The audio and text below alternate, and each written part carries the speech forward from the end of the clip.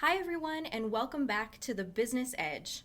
I'll be your host, Erin Blake. Today I'm joined by Dr. Ethne Swartz, a professor in the Department of Management. We'll be discussing women entrepreneurs creating social value. Dr. Swartz, thank you for being here today, and let's get started. Okay, well, thank you, Erin. I'm really excited to be talking about this particular issue.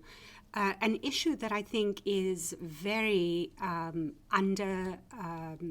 undervalued and misunderstood. And what sparked my interest in speaking with you about this was in August 2019, I happened to be doing research in South Africa where I was interviewing women who start companies and grow them in that particular continent. And in August, the Business Roundtable, which is a group of 181 companies and their CEOs, put out a statement which today is regarded as a modern standard for corporate responsibility. And the statement essentially committed all of their companies to run or to be run for the benefit of all stakeholders. Now, on the face of it, this might not seem particularly radical, but for those of us who teach business, this is actually quite radical because it actually shifts primacy from the shareholder as no longer being the most important stakeholder in the mix of business stakeholders, but commits these 181 companies to understanding that there are other stakeholders, society, for example, being a very important stakeholder, customers, people in your supply chain, etc., as being very important also. And so the shift from primacy of the shareholder, to me, seemed an important one for us to be educating our students about and to be talking in general about, to the MSU community and more broadly. And now the listeners of the Business Edge podcast. Absolutely, yeah. So I was really excited to not only share why this is important, but also look then at how some of these other stakeholders actually enter the field of business and enter our communities and in themselves actually can help to create value. So my thoughts were to share with the listeners of your podcast how value creation and the way in which we understand how value creation comes about is shifting in the academic community and how that filters through into the real world. So I'll step back into sort of, economics or entrepreneurship 101 and just very briefly summarize how normally we would regard value. Sure. In the past, value would be regarded as purely financial. What are the financial outcomes that a company contributes to society? And of course, we measure that in terms of whether the stock goes up or down, or whether companies actually are able to create additional profit or surplus in the case of a nonprofit, right? Value creation, however, in a more abstract way, if we step away from purely financial metrics, value creation can also be seen as outputs that are created that are actually bigger than the inputs that go in. So if you were to think of a tool that we use, obviously in business generally, and I teach about in my entrepreneurship classes, the P&L, right? The profit and loss statement. Right. So your inputs ideally should be lower So value creation really results when your output is bigger than the inputs, right? So you invest in a company, you're able to sell the product, and you're able to derive a profit based on how you manage the company. And what we are finding increasingly is that additional value added will come about in a variety of different ways. For example, how creative you are. There's evidence now that creativity is a very important factor in driving value creation. But in addition, what I like to do is to look at people. Okay. What are people doing? And which communities that perhaps previously might have been excluded from participating in an economy, actually, once we include them in economic activity, or if we look differently, if we are creative at the lens that we use to look at what these people do, can we account for the output being bigger than the input, i.e. value creation? So that's very abstract. Let me give you an example. So what we are finding is that once you translate that abstraction to looking at how communities function, what we see is that value actually can be created in financial terms. We're not saying that that's not important. That actually is very important. Of course. But there's now a move to say towards saying that blended value is important also. And what we mean by that is financial value is important, but so is social value and perhaps even environmental value. And so you can see how that is very critical today. Right. Right? So no longer are we focusing on the value created, a monetary value, if you will. We're focusing on the overall value that an individual is providing? Correct. Okay. It could be an individual, or it could be a corporation. Sure. Okay. Right? So many corporations actually are very interested in, for example, reducing their carbon footprint. Yes. So if you look at the debate currently going on in Amazon or with Apple, both of these companies have made commitments to reduce their carbon footprint and to be either carbon neutral by or have reduced their carbon footprint by 2030 and 2040. And so the value that comes out of that is that we're not actually destroying environment. And of course, in terms of the current debate around the environmental impact that business has, you can see that even focusing on something as ostensibly, mundane as cleaning up local rivers, etc., for somebody who's purely focused on financial value, that might not have an immediate appeal because you can't immediately monetize something like that. You know, taking a group of volunteers to go and help clean up the Pacific Ocean might not immediately add to the bottom line. However, when we look at entrepreneurial companies, what we are starting to see is companies see an opportunity, particularly young people who are concerned about the future, are seeing opportunities to take discarded plastic and turn them into products, right? Right. So that would be one example at the sort of corporate level.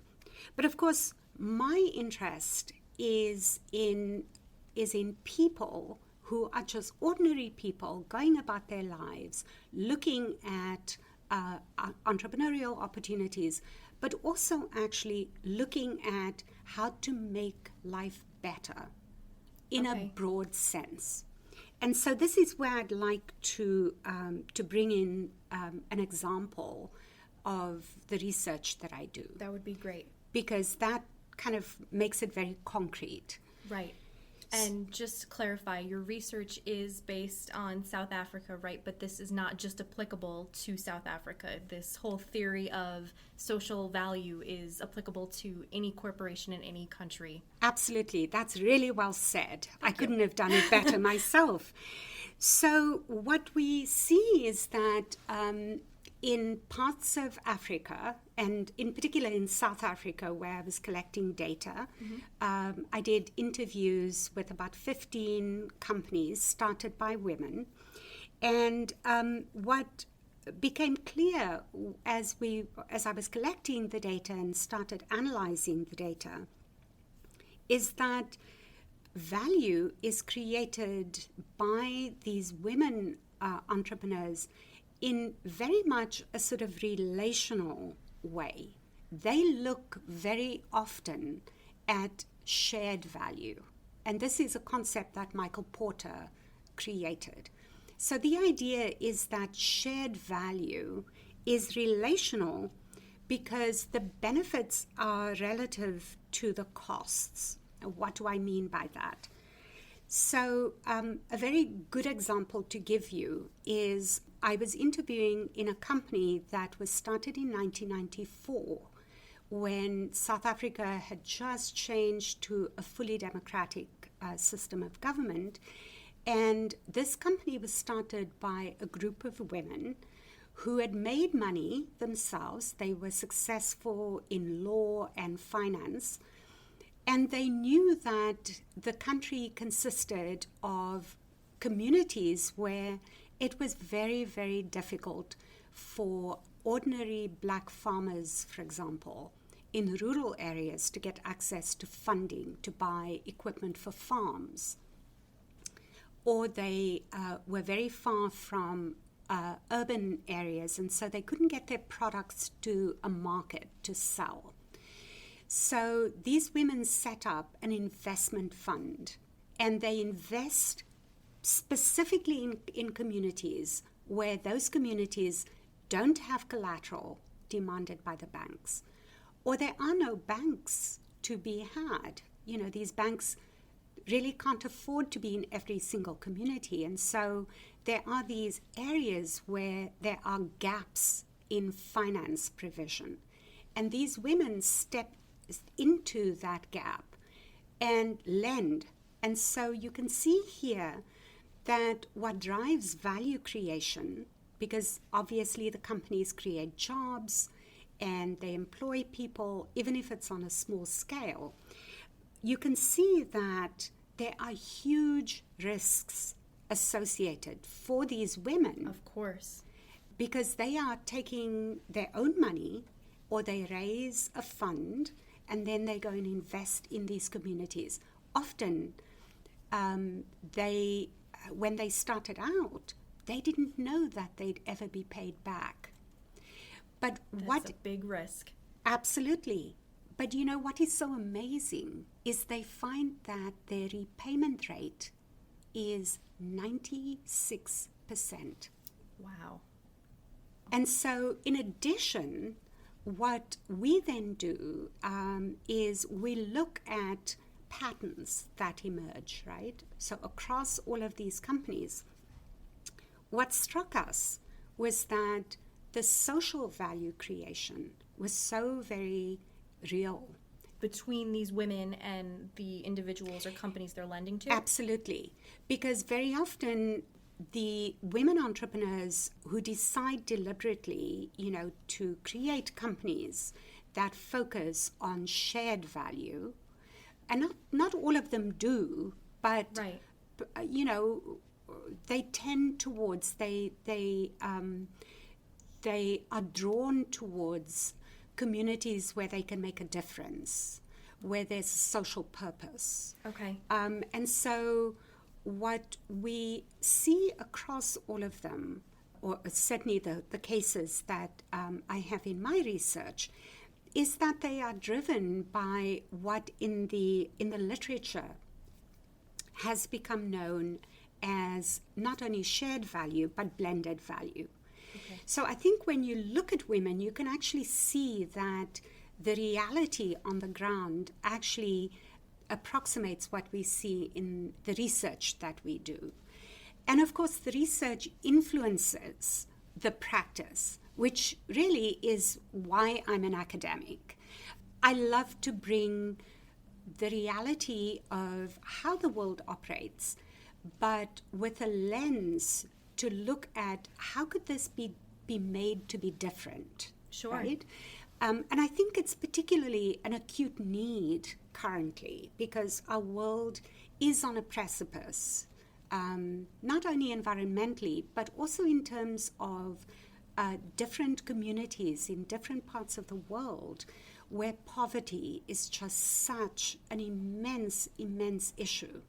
And so what we find is that certainly in South Africa, and I think we can translate that to New Jersey as well. That was my next question. How does that relate for our viewers in the United States, but we can absolutely emphasize New Jersey? Yeah. That'd be wonderful. So in New Jersey, as I have looked at entrepreneurial activity here, what I see is that often women will step into the same sort of gap that they might have identified, both as an entrepreneur, because entrepreneurs typically will focus on where there's a gap, say, in provision of some service or product. Sure.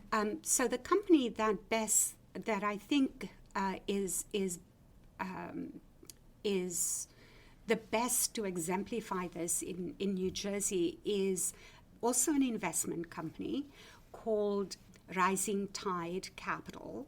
And it was actually a company that was started by a former refugee who came and studied here in the US in Boston. Wow. And she's based in Newark. And she has actually spoken here at the Feliciano Center for Entrepreneurship in the past. Okay.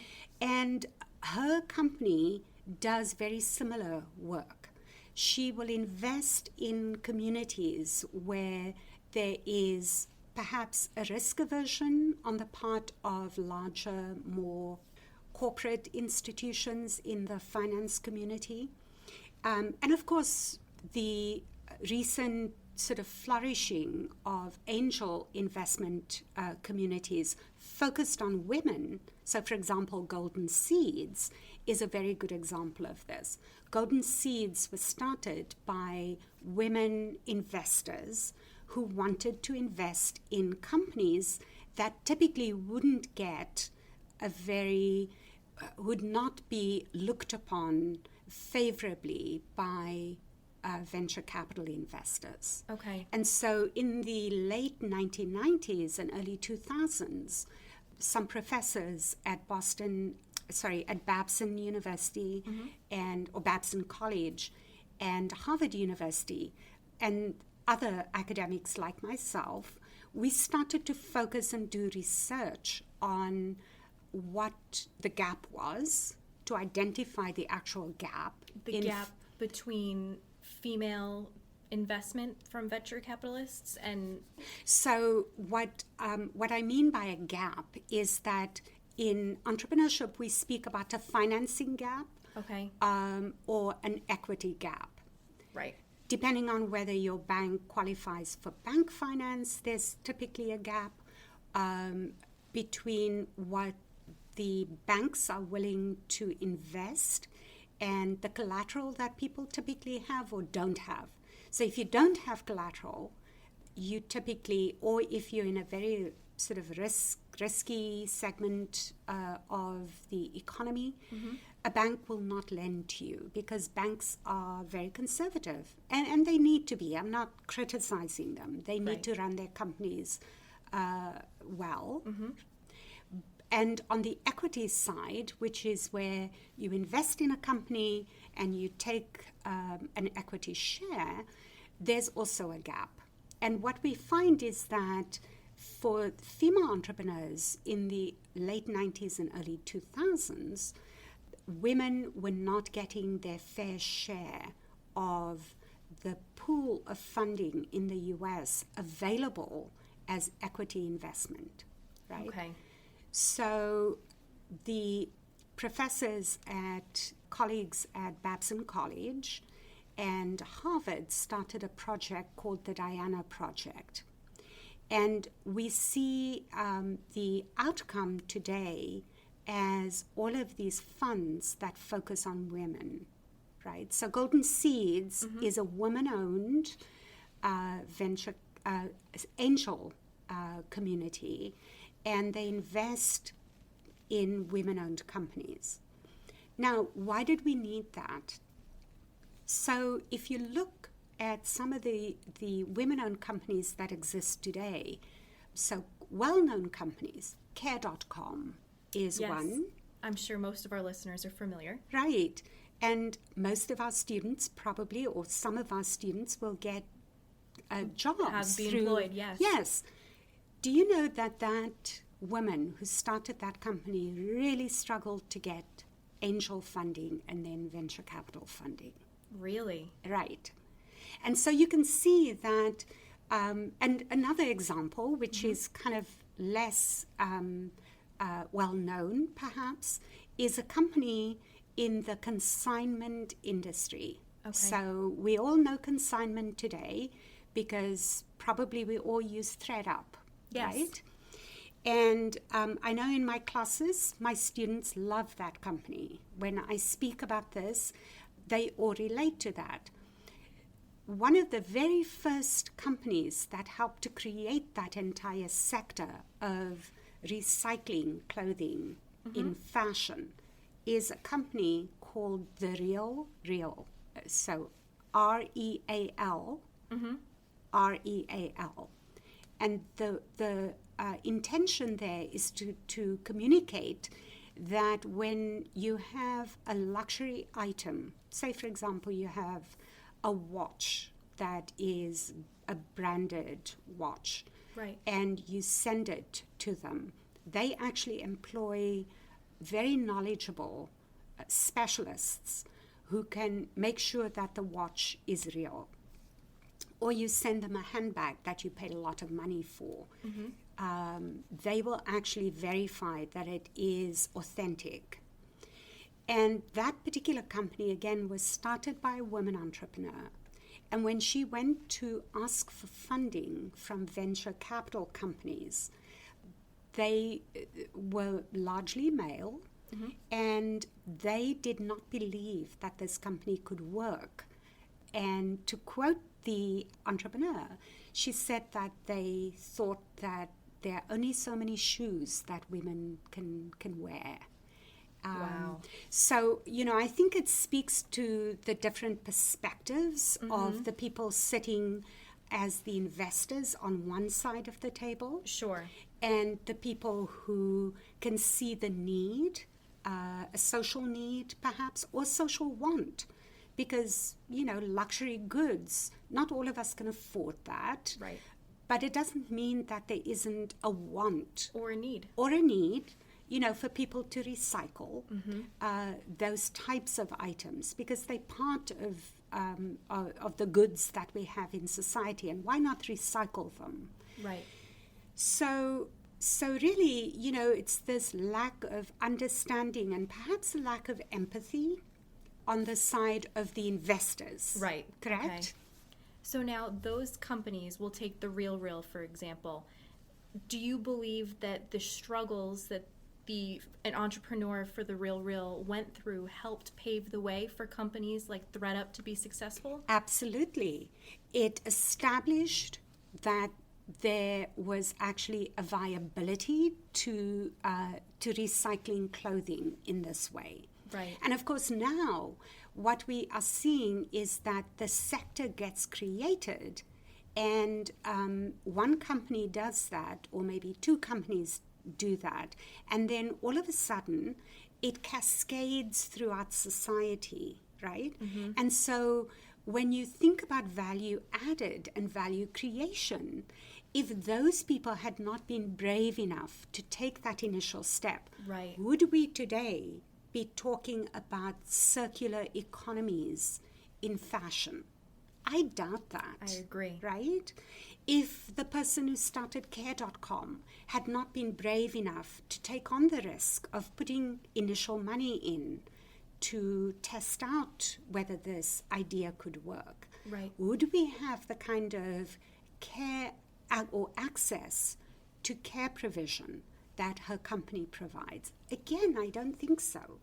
And the same is true for the investors, right? If someone had not believed in that company of care.com or the RealReal, we would not see the companies and the circular economies, as you mentioned now. Absolutely. And so in entrepreneurship, we speak about entrepreneurship actually as a social a multiplier, a social multiplier. How we, and obviously with the companies that I'm talking about, it's been sufficiently long for us to see the financial outcomes now as well. Right? Oftentimes, when these companies are started by entrepreneurs that we might think are taking, unwise risks to test out a new idea, we are not able to immediately quantify this financially, but we can very often quantify this socially. You're taking a pair of shoes, and instead of just throwing it away, you're putting it onto a digital platform that somebody else might need or want and buy at a much lower price. And so that you're creating happiness as well, right? And so those things we can't quantify, but there is a value added to it. Sure. And what we also have to understand is that those entrepreneurs who are brave enough to take those initial steps are actually creating an output that is bigger than the input initially, even though that input might have exposed them to that risk, right? Right, which goes back to your earlier statements about the profit and loss. Can you elaborate a little more on that? Yes, so when we look at profit and loss statements, of course, what we are looking at is how much went in as an investment, right? And the costs. And so my colleagues and I, in the research that we do, or I came up with the idea that we shouldn't only be talking about a P&L. We should actually be talking about a social P&L as well. Because very often we discount the risk that is attached to being brave to step into the circular economy, in the case of the RealReal, or the care economy. But there was a social cost to that person. In these cases, it actually worked out. They were successful, right? So we celebrate that. There are so many that don't make it, right? And so there is a social cost.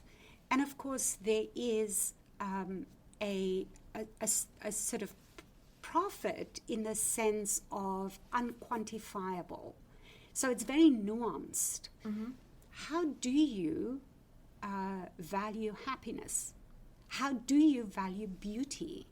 Right. So actually, I would like to come back to an example of happiness being created by two young women I'm mentoring who are actual entrepreneurs who came out of Montclair State University.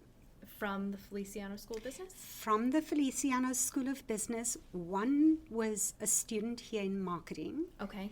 And the other one was a student in the education department. Wow. Okay. And so these two young women were inspired to create a company called the Good Deed Bead Company. I've heard of this. They were in the pitch competition, correct? Run by the the Center for Entrepreneurship and Innovation? That's correct. So Lauren was a student in the Department of Education, wanting to become an elementary school teacher. And Jackie was a marketing student. And they shared an apartment. And Jackie had an internship in New York for, I think, when she was in a junior year. And she would go into the city to do this marketing internship, and she would look around at these very unhappy New Yorkers on their commutes. And she thought to herself, there must be something I can do to make people happier. During the commute? Well, not only during the commute, she thought, what unhappy people I'm seeing around me. There must be something I can do. And so this inspired them to create their company. And the idea of the company is that if you go onto their website, they created the company actually on Instagram. Okay. And they would sell you a bead on a chain, but attached to it was a deed that you would have to do for somebody. Oh, I love that. Somebody who needed either cheering up or somebody who was ill, to cook them a meal or to take them flowers. And so they started this, and I believe that they had a lot of support from their sorority while they were here. They entered the competition in 2019, and they won third place. That's and amazing. I'm thrilled to be working with them. And the company is doing really well. And when I look at their company, it really isn't about the bead. Right. It's about the deed. It's about doing well and doing good things. And in the process, it being about creating happiness. Mm-hmm.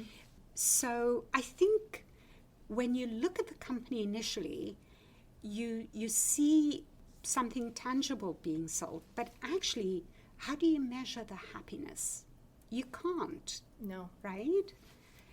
That's a great example, because that definitely shows the shift from monetary value, because there is, and we can't argue, there is some sort of monetary value that they're gaining from selling these necklaces or pieces of jewelry, but they really are creating an overall sense of happiness and social value that they're adding to the world. Absolutely. And the social value doesn't stop purely at that. I believe that over the next few months, we'll start to see them giving back to our community in other ways. Okay.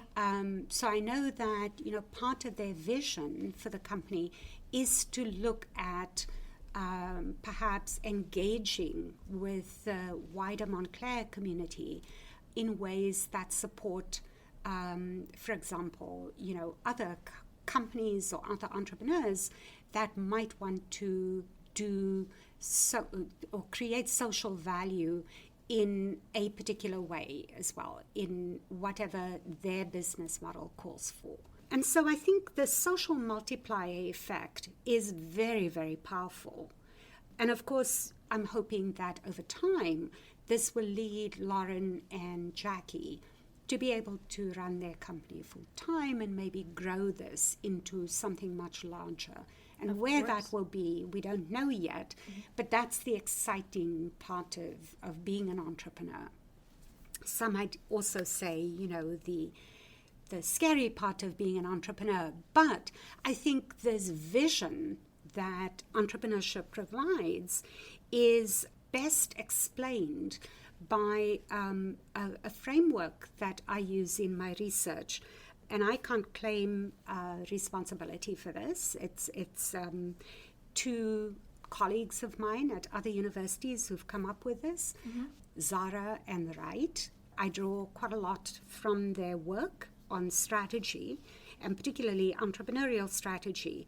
And so they look at how do entrepreneurs add value socially, more broadly than financial value. And what they say is that there are these sort of 5 pillars.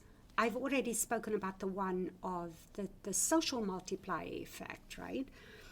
Entrepreneurs create value also by supporting efforts simply to improve the quality of life, right? Okay. So there might be an aspect of a particular local community that needs to be improved. And the environment might need to be improved. We spoke about that. Right. The second one is really very important to me. Entrepreneurs sometimes employ strategies to also look at the dysfunctional effects of technologies that come about. And so very often understanding that perhaps if you are Amazon, let's use Amazon here, if you're Amazon and you've got all of these warehouses, really, there are a lot of greenhouse gases created by the storage facilities that they have, and having to power all of their facilities where they do cloud storage of data, for example, right? What we are starting to see is a greater awareness around how do we actually make decisions that can help to counter the dysfunctional outcomes of entrepreneurship, right? And that is an area that I'm particularly interested in because I also teach technology and business classes here. So green computing, for example, what can we do to make sure that our carbon footprint is reduced? That would be one example there. The third one would be we have to redefine the scope of an economy. And what I mean there, it's particularly an acute need in developing countries, where we traditionally, in these countries, we see that what is called the informal sector or the black economy very often is as large or even bigger than the formal economy. And for our listeners who may not know, what is, an informal economy?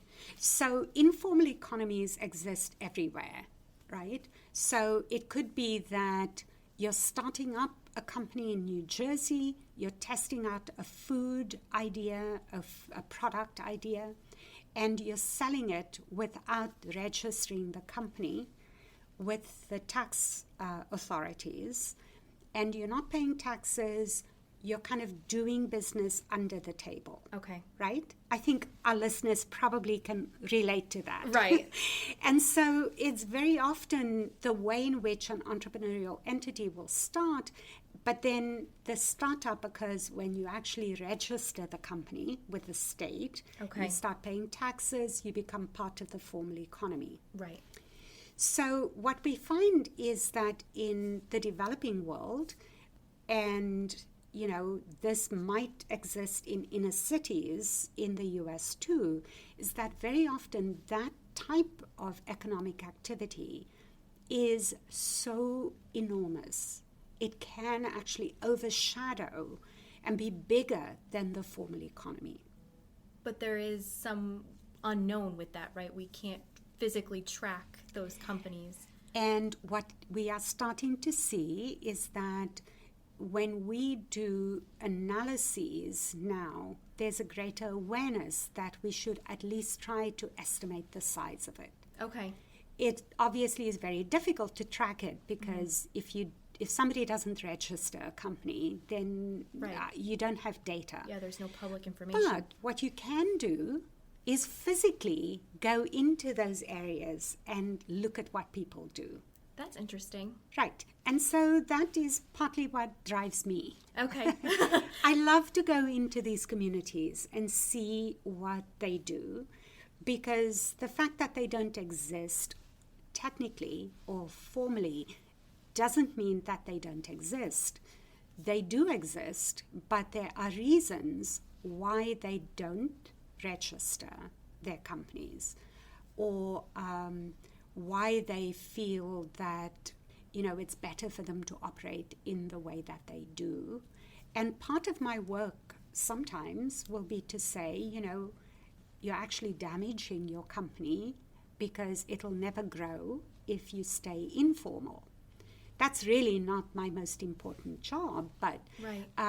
So we are trying to map, and actually the World Bank and in the various African countries, they are starting to actually get more, there's a greater awareness of the important function served by informal sectors. Just out of curiosity, in your recent trip to South Africa, when you were communicating with different businesses, did you actually come across any businesses that were a part of the informal sector? Absolutely. I didn't include them in my research, Okay. but some of the companies that, two of the investment companies that I interviewed at, Right. they actually do invest in some of these companies. Interesting. And okay. over time, what they do, and this is where the multiplier effect comes into play again, as these investors work with these very small scale, very often women-owned companies in South Africa, what they do is they educate them. They provide, free of charge. They educate them about finance, how banking works, help them to understand P&Ls.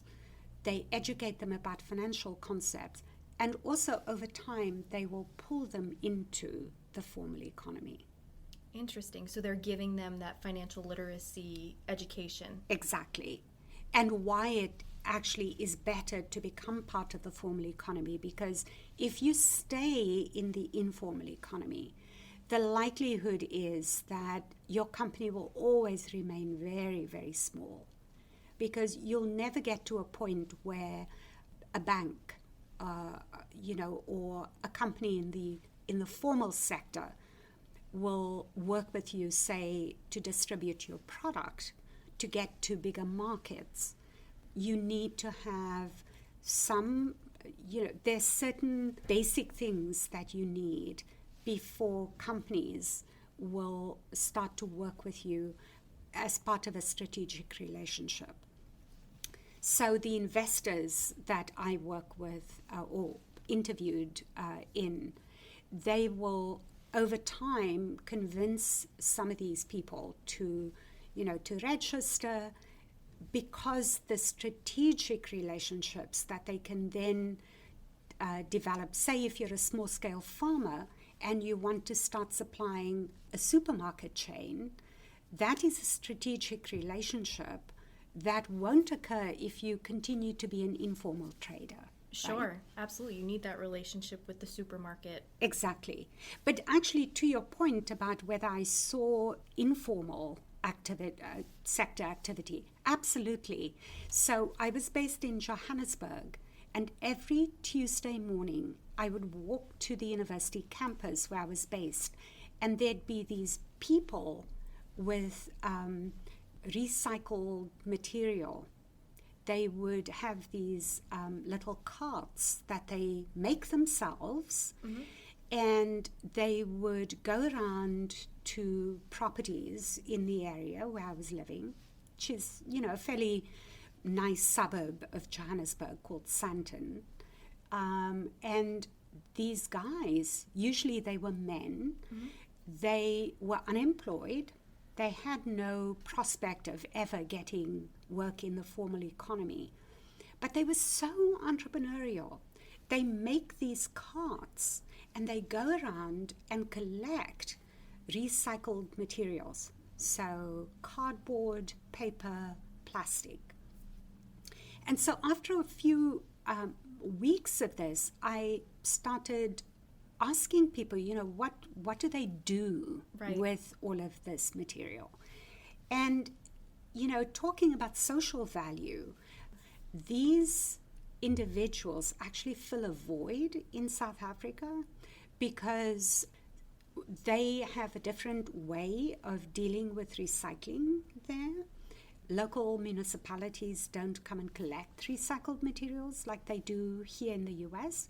So these men saw an opportunity to recycle materials. Oh, wow. So they're taking the role of an American garbage man or woman. Yes. So, the garbage should be collected, but before the garbage is collected, they actually will sort out all of the recycled materials. Wow. And they would then take the materials and be paid by companies that will then recycle the materials. And there are fairly large companies in the country where they have depots where you can take plastic bottles, for example, and that would become part of the recycling, flow of product in the country. And these men create a living for themselves that way. Wow. So they're self-employed. They are self-employed. They'll never grow their companies. They're part of the informal sector. Right. And in South Africa now, the government actually has started to put a value on what financial value they contribute to the economy. And these individuals? Yes. They are tracking what these individuals do, and they actually putting a financial value on it. I'm not sure exactly what it is, but they are now recognized as adding social value. So, and then I've already spoken about the social multiplier, how investing in people and actually having a belief in people and their vision can lead to new venture creation, right? And then finally, the idea of adopting a different lens to look at value. So adopting a blended value lens where we don't only look at financial value, important as that might be, but also looking at other aspects of value, such as social and environmental outcomes. Which we saw with the Jackie and Lauren Good Deed Bead Company. Absolutely. And so I hope your listeners enjoy that.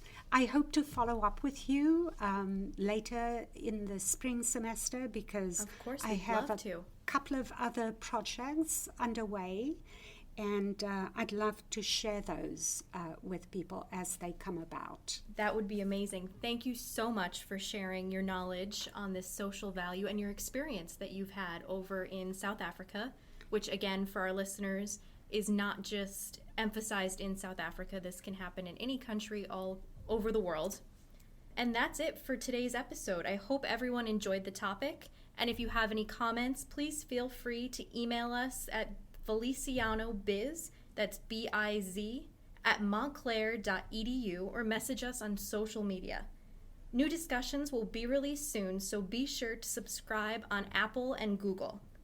The Business Edge is brought to you by the Feliciano School of Business at Montclair State University. Until next time, I'm Erin Blake, and thank you for listening.